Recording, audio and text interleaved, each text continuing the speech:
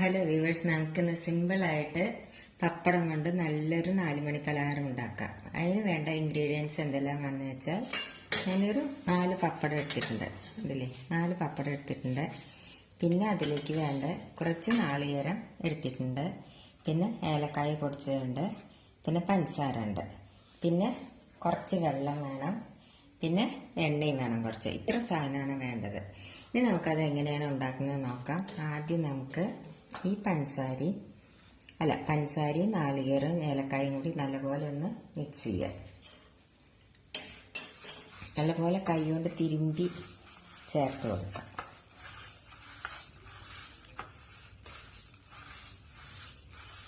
ഇപ്പൊ പഞ്ചസാരയ്ക്ക് പകരം നിങ്ങൾക്ക് ശർക്കര ഇഷ്ടം വെച്ചാൽ ശർക്കര ചേർത്താലും മതി.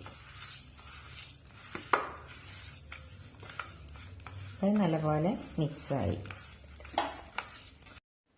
ഒരു പപ്പടം എടുക്കുക. അതിലേക്ക് നമുക്ക് ഈ കൂട്ട് ചേർത്ത് കൊടുക്കാം. ഇതേമാതിരി. എന്നിട്ട്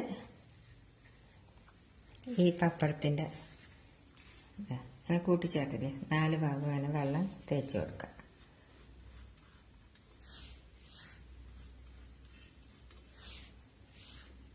എന്നാൽ വെള്ളം തേച്ചാൽ അത് നല്ലപോലെ ഒട്ടി കിട്ടും. എന്നിട്ട് അത് ഇങ്ങനെ മടക്കുക. ഇതാ കണ്ടില്ലേ, ഇതേമാതിരി.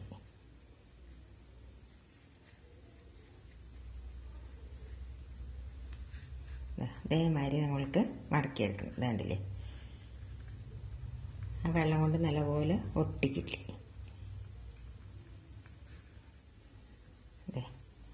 ഇതേമാതിരി ഒട്ടിച്ചെടുക്കാം.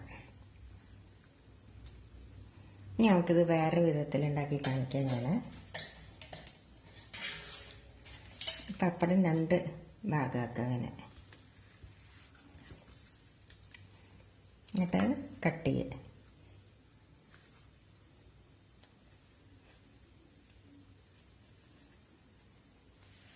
എന്നിട്ട് ഇതിങ്ങനെ എടുക്കുക. അപ്പം നമുക്ക് അതിനെന്ത് ചെയ്യണം, ഇവിടെ കുറച്ച് വെള്ളം പരട്ടാം.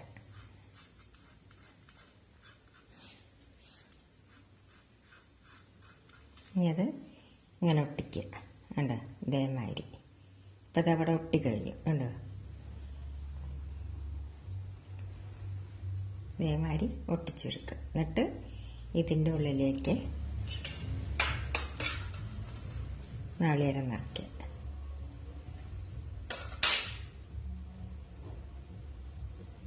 എന്നിട്ട് ഇതിൻ്റെ ഈ 2 സൈഡ് ഇങ്ങനെ വെള്ളമാക്കുക.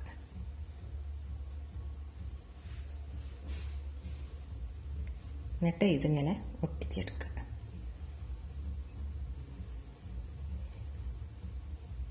ഉണ്ട് ഇപ്പം നല്ലപോലെ ഒട്ടി കഴിഞ്ഞു. ഉണ്ട് അതേമാതിരി ഞാൻ മറ്റതും ചെയ്ത് കാണിച്ചു തരാം. ഇതാ ഇതേമാതിരി മടക്കുക. അതിന് ആദ്യം നമ്മൾ എന്ത് ചെയ്യണം, ഇവിടെ കുറച്ച് വെള്ളമാക്കിയിട്ടത് ഒട്ടിക്കണം.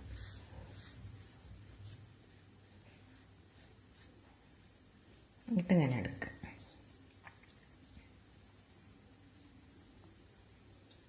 അപ്പം അതേമാതിരി മടക്കിയില്ലേ.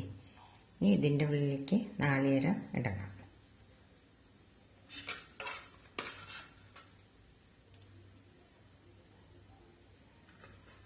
ഇനി ഈ സൈഡും വെള്ളമാക്കിയിട്ട് ഒട്ടിച്ചെടുക്കണം.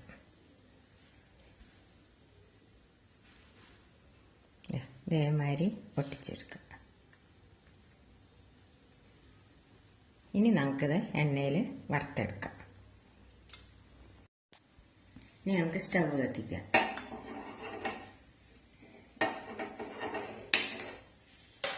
എണ്ണ ഒന്ന് ചൂടാവട്ടെ.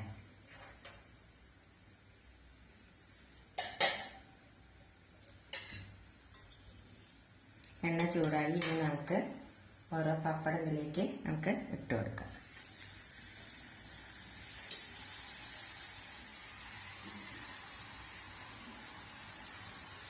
ഇത് പെട്ടെന്ന് ഉണ്ടാക്കിയെടുക്കുന്ന നല്ലൊരു 4 മണി പലഹാരമാണ്.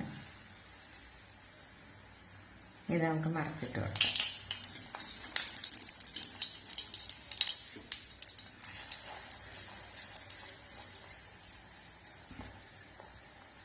ഇനി നമുക്കിത് വാങ്ങാം.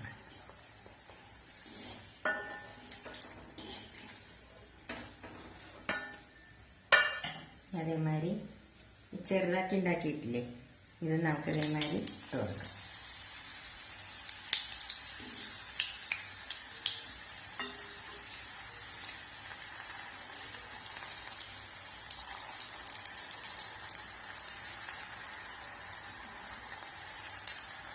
ഇതേമാതിരി നമുക്ക് ബാക്കിയുള്ളതും കൂടി ഉണ്ടാക്കി എടുക്കാം.